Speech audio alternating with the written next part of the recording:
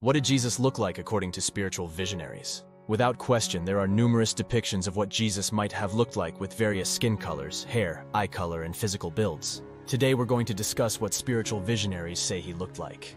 According to Wikipedia, in terms of physical appearance, the average man in Judea of the time would have likely had brown or even black hair, olive skin, and brown eyes. Judean men of the time period were on average about 5 feet 5 inches in height. The book of Revelation offers vague clues. Chapter 1 verses 14 and 15 say, "His head and his hairs were white like wool, as white as snow, and his eyes were as a flame of fire, and his feet like unto fine brass, as if they burned in a furnace." Taylor Caldwell had a different vision of how Jesus appeared.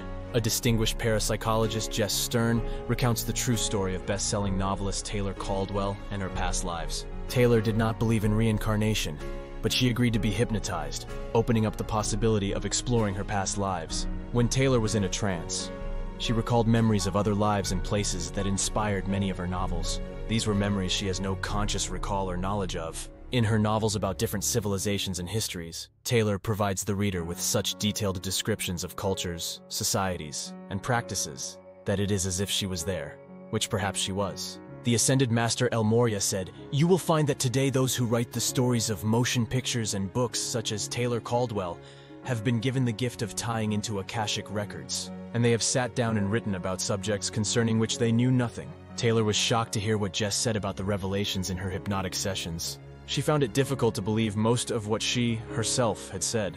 Nevertheless, during one such session with Stern, Taylor revealed herself to be Hannah, the mother of Mary Magdalene, and she spoke of Jesus saying he had blue eyes and red gold hair like all the Nazarenes. Notice the statement, "like all the Nazarenes." El Morya mentions that Edgar Cayce's readings were often taken from the Akashic records. Cayce said that Jesus' hair was mostly red, inclined to be curly in portions, and he had heavy, piercing eyes that were blue or steel gray.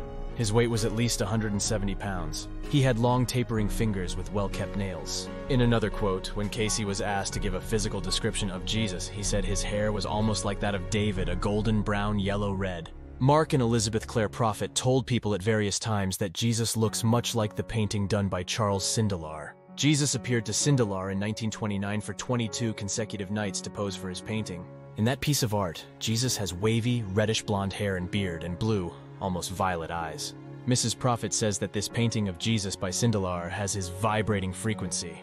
The law is that wherever the Ascended Master's pictures are, that is where they focus their electronic presence. So it's not just paper and ink, it becomes the vibrating frequency of the Ascended Masters. In a dictation by Jesus, he said, "And let it be known that this image of myself which I have released through the artist Charles Sindelar is indeed the very same image that you will find on the Shroud of Turin, and it is unmistakable.